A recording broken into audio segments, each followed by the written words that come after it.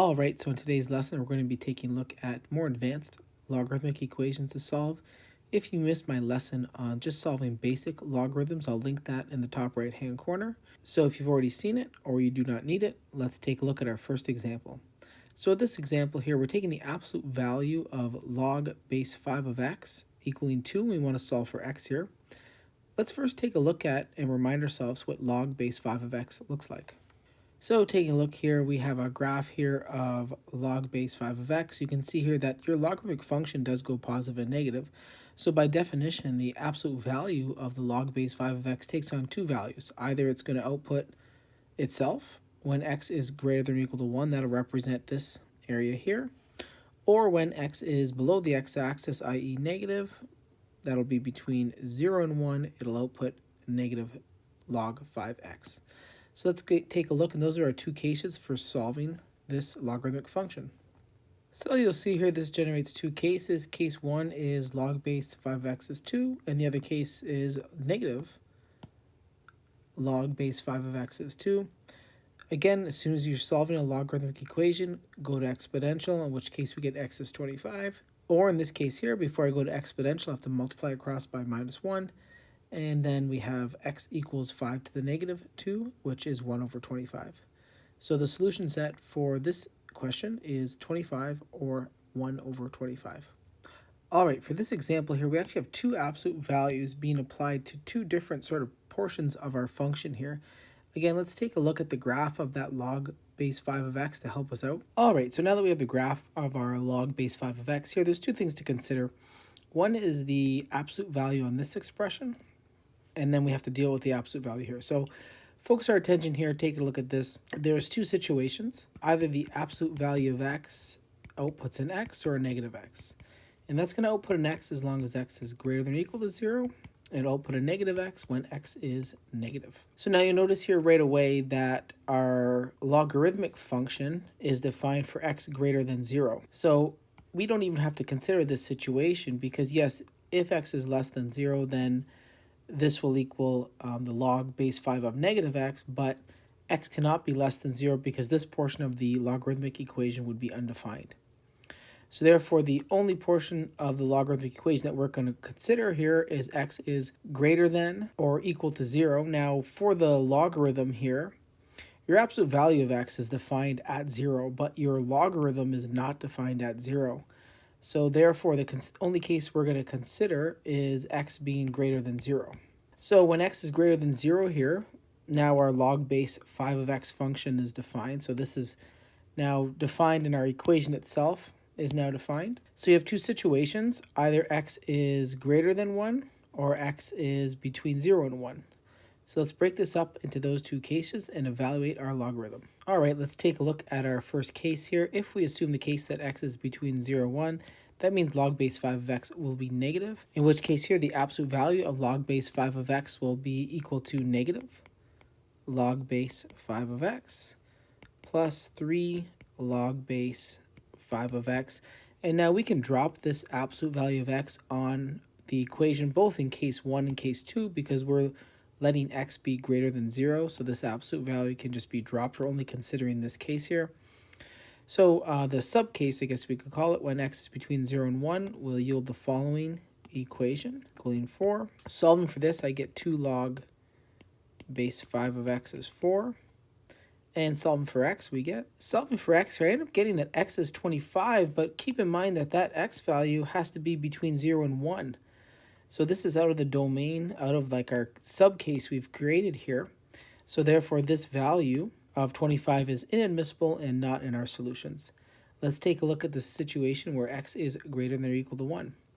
When x is greater than or equal to 1, now our log base 5 of x will be positive, in which case we can drop that absolute value sign, giving us the following equation. And going ahead and solving for this here, we end up getting here 4 log base 5 of x equals 4, isolating and going to exponential, I end up getting x is 5.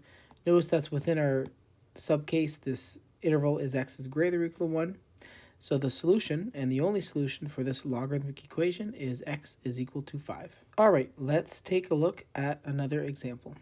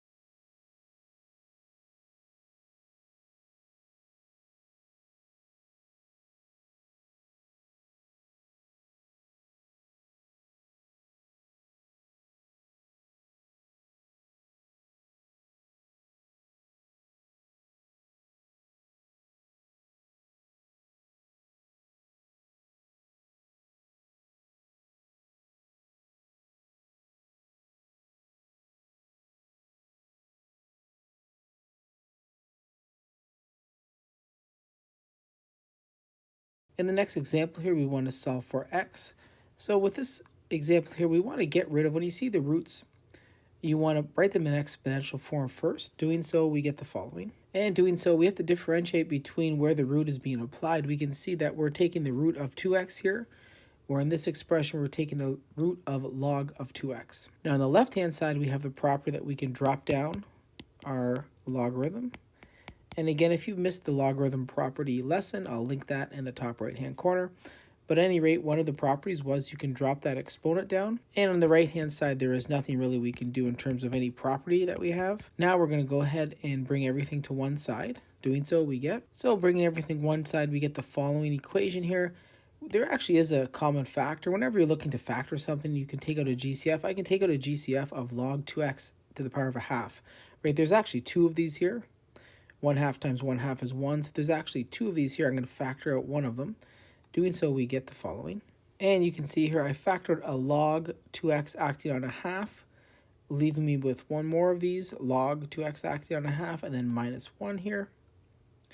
Now you can see here I have the product of two expressions. Either this has to be 0 or this must be 0. Let's go ahead and set each of these equal to 0 and solve. All right, breaking this up into cases here, we have log of 2x to the power of a half is 0. Again, what I did was I squared both sides. Isolating, we have log of 2x equals 0. Now remember, if they don't write the logarithm explicitly, the assumed base is 10. I then wrote this in exponential and solved for x, and I got x as a half.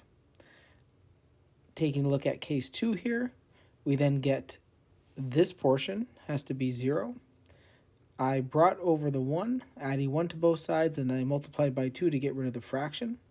Again, I squared both sides, and then again, the assumed base here is 10, so I went to exponential, divided by 2, and I got x is 5,000. Because we squared both sides here, let's go ahead and check these values here back into our original equation and verify that they are, in fact, solutions.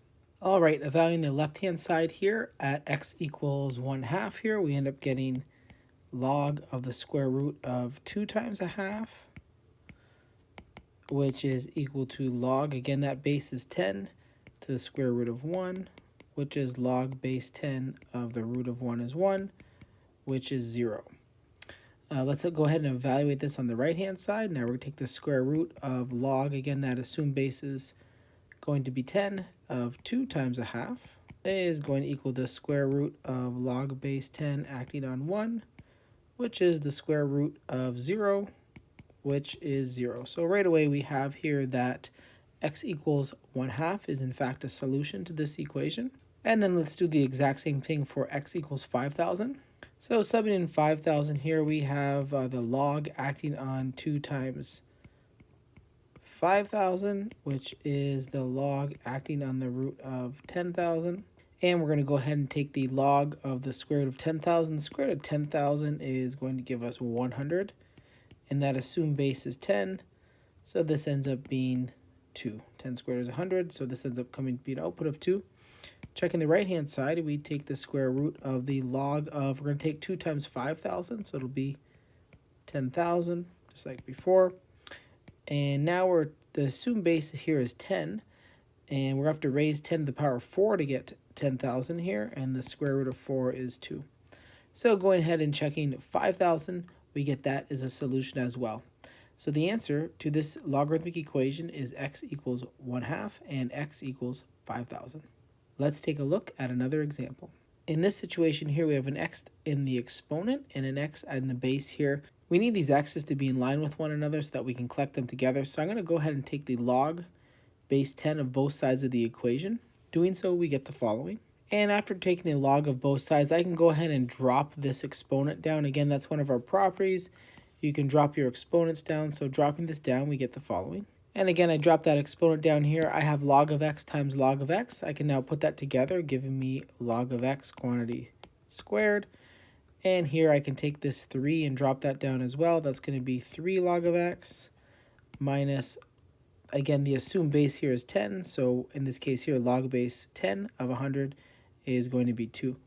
Now notice here on the right-hand side, I was, again, applied one of my logarithmic properties. I'm taking the log of the division of two values, so we can change that to subtraction by breaking it up.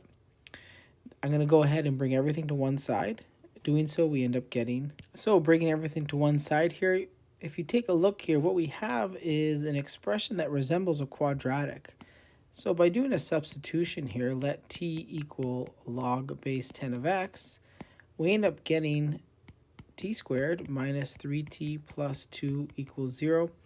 And we can go ahead and factor this as t minus 2 times t plus 1 is 0, which implies that t equals 1 or 2. But again, we're not looking to solve for t, we're looking to solve for x, in which case we have log base 10 of x is 1, or log base 10 of x is 2. And again, the assumed base is 10, so this is going to imply that 10 to the power 1 is x, or x is 10, or 10 to the power of 2 is x, in which case x is 100. So we have two values here, x is 10 or x is 100. All right, let's take a look at another problem. In our final problem here, we have log base 2 acting on x plus 1 minus log base 4 acting on x is 1. Whenever you're given a logarithmic equation in which the bases are not lining up here, we can't use any of our logarithmic properties. So what we're going to want to do here is get a common base. So to get a common base, we have to use our change of base formula. So to change our base form, we either have to change the bases to 2 or change the bases to 4. So in this case here, I'm going to go ahead and I'm going to change my base to a base of 2. So how we do our change of base formula is as follows. So doing our change of base formula here, I can see here that the log base 4 acting on x, if I do want a base of 2, it's going to be log of the base I want of the top, i.e. my x value, divided by log of the base I want, so base of 2, acting on the bottom value, the 4. So therefore, these two are equivalent. Let's go back to our logarithmic equation here and sub this new representation in for log base 4 of x. Doing so, we get the following. All right, I went ahead and subbed that in here, and this is log base 2 acting on 4 is 2. I'm going to go ahead and multiply across by 2, giving us the following. So you can see here we now have a base of 2 for both of these logarithmic equations. Before I can go ahead and apply my subtraction property for logarithms, I have to pop this 2 back up into the exponent, giving us log base 2 of x plus 1 quantity squared minus log base 2 acting on x is 2. Now I can go ahead and use my division property for logarithms, making this equal to log base 2 acting on x plus 1 squared over x. Going to exponential. All right, I went ahead and put this back in exponential form, so just follow the arrows here. There's a couple of them here, try to make it a little clearer to see. So follow the arrows here, we end up putting it back to exponential form, multiplying across by x, bringing everything to one side and factoring. I end up getting a quadratic, and I got the answer is x is equal to 1. So the solution of this question is only one value, and that value is 1. All right, that concludes our lesson on solving advanced logarithmic equations.